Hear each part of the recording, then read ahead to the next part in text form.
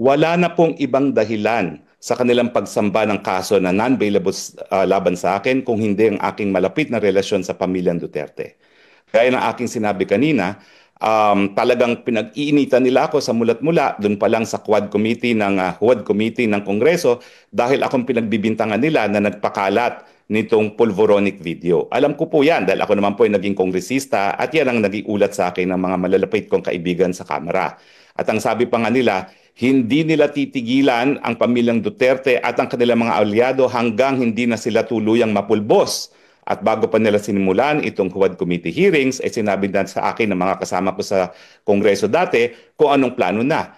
Plano nila no, na ipakulong si Presidente Duterte sa dahig, na ipa-impeach at patanggal si VP Duterte bilang Vice President, ipakulong si Congressman Pulong at si Attorney Manscarpio para sa non-bailable offense at nadawit nga po ako dahil sa pulboronic video. Ngayon po, sinampahan ako ng non-bailable human trafficking.